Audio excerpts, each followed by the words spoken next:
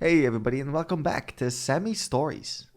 Today we got some great stories from r/entitled parents, starting with OP whose parents keep having children despite the financial stress they put the family in. I am a 19-year-old female and am my parents' second child. I have 3 brothers, 21, 13 and 7, and a sister who is 16. We grew up poor and our parents were often dependent on financial help from relatives, friends, etc. for raising us. This is because even though my dad has a mediocre job and my mom doesn't work, they just kept popping out one kid after another. My parents are very religious and believe that children are a gift from God. Personally, I think that is total BS. My parents' reproductive choices would not have bothered me if it hadn't caused mine and my siblings' lives to turn to crap. While growing up, we never had new clothes or toys. We had to accept handouts from family members who were better off. We never went out or did anything fun. To top it off, we were well aware that the rest of the family looked down on us for constantly asking for handouts. Now, my older brother and I have managed to get into good colleges and are looking forward to a future that would be better than our parents' lives. He and I were staying at our parents' place for a while due to COVID-19 lockdown. One morning, my parents called all 5 of us into the living room and my mom said she had great news. The smile that was forming on my face died a quick death when she said, "We're pregnant." I lost my temper. I asked them how they could be so stupid and irresponsible. Do they not have enough financial troubles already that they have to bring in another mouth to feed? My brother tries to calm me down, but I was livid. After a lifetime of scarcity because of my parents' stupidity, they still hadn't learned their lesson. I asked them how they planned to provide for the kid.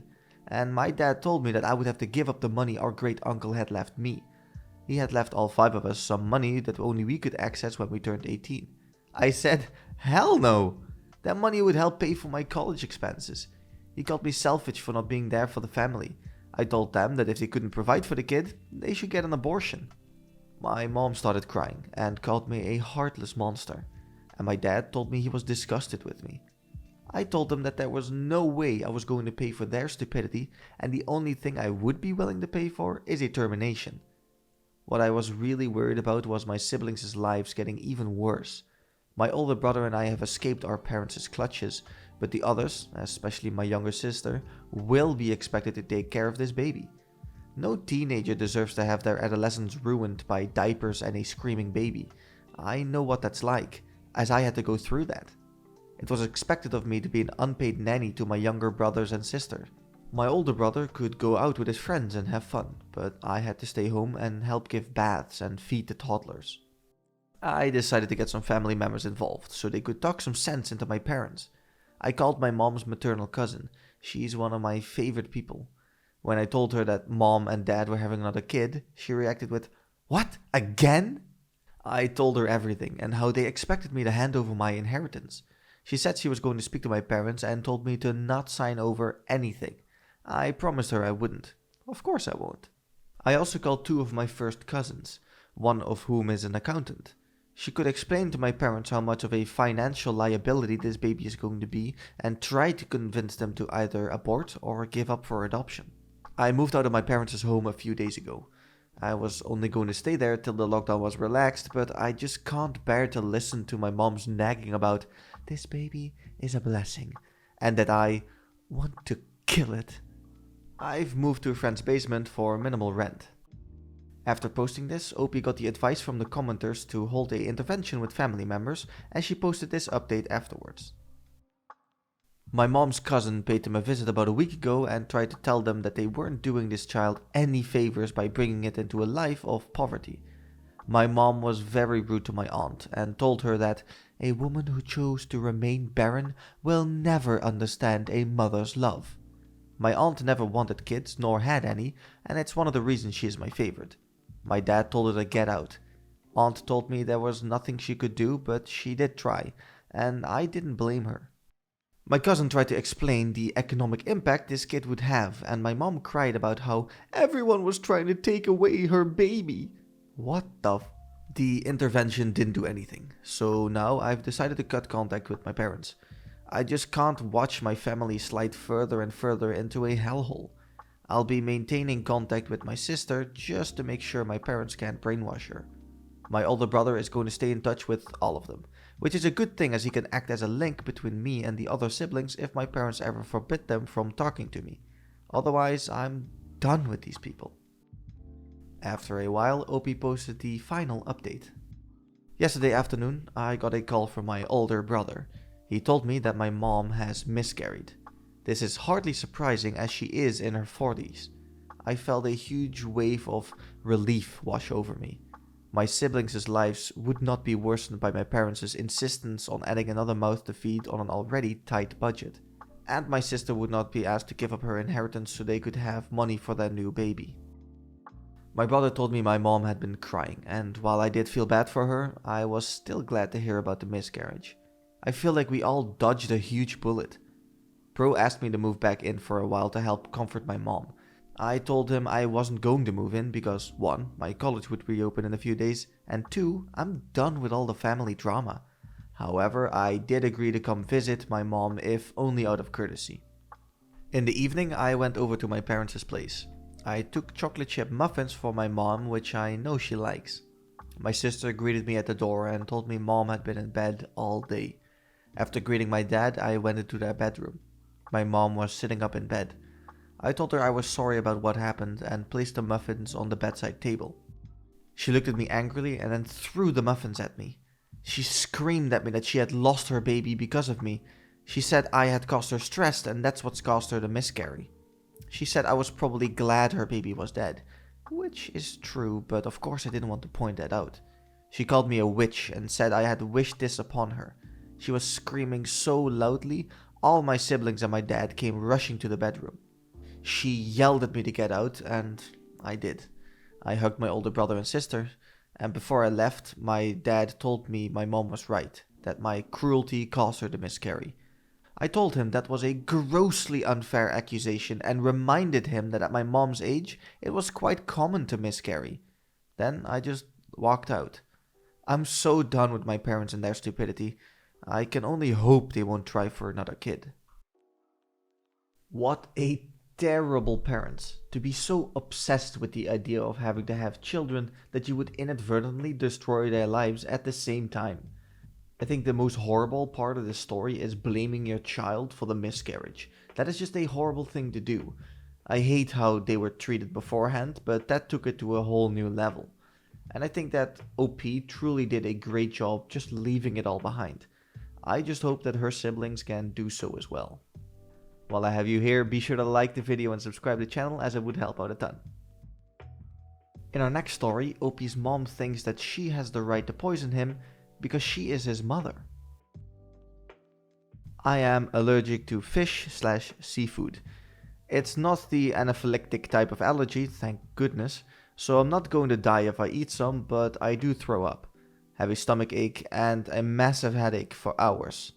Enough fish/seafood and I break out in small red hives all over my arms.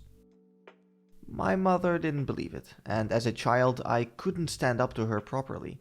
She'd force me to eat stuff with seafood or fish in it to prove I was not allergic, and then ignore me as I was sick. One day she held a dinner party. I was dressed up beautifully and trotted out to parade before the guests. At the time I was about 9, precocious for my age, and absolutely fed up with my mother making me sick. When she held out a fish cutlet, a fish cooked with vegetables rolled into a ball covered in batter and then fried, for me to eat, I saw my chance. Me, loudly, "I can't eat that, I'm allergic to fish." "No, you are not. Eat it." "I'm allergic, I'll throw up." No Asian mother will back down in front of her guests for the fear of looking like she can't discipline her child.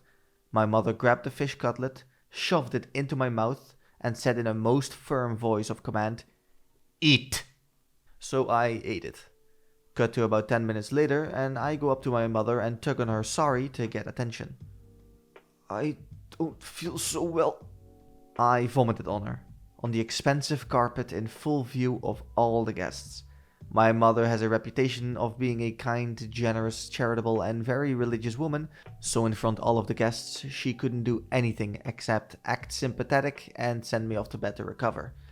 She never made me eat fish or seafood ever again. It is mind-boggling how some people can't wrap their heads around allergies. I was once out with my colleagues for dinner and one of them had celiac disease, which causes her to have severe reaction to gluten and causes her to get an extensive rash and even swell up slightly, which could close down her throat. She asked beforehand whether the food was gluten-free, which the waitress assured her was the case.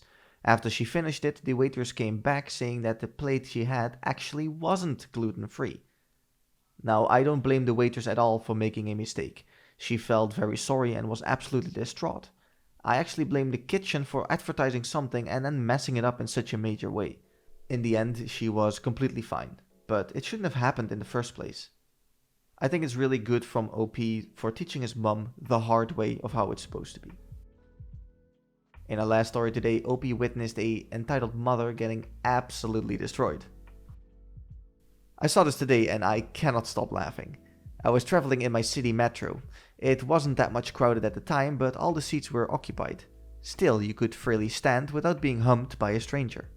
There was this kid sitting in the reserved seats, the ones for people with handicaps, pregnant women, and old people. Definitely not for moms of 2-year-olds. He was probably 14 or 15, I don't know. He is the hero of the story here.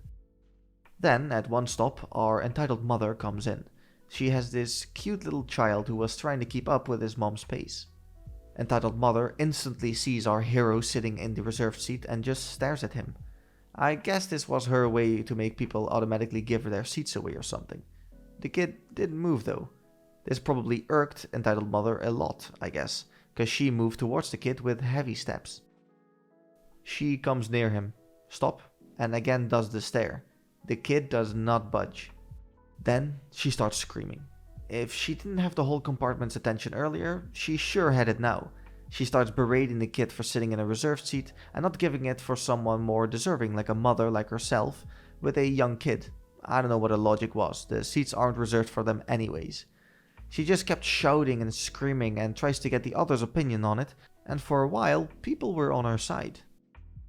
Then, out of nowhere, the kid rolls the right side of his jeans up and detaches the artificial leg and keeps it in front of entitled mother. The look on her face was priceless. It looked like she was just mortified and embarrassed at the same time. She just backed away slightly and just got off on the next stop. I do not think that was her stop. Karma at its finest. Of course, the mom could have never known and I wouldn't have blamed her for mistakenly asking if she could have the seat, even though she isn't entitled to it. But considering she demanded the seat, it makes me lose all the empathy I might have had in an instant. Which story was your favorite? Please let me know down in the comments below and I'll catch you on the next one. See ya!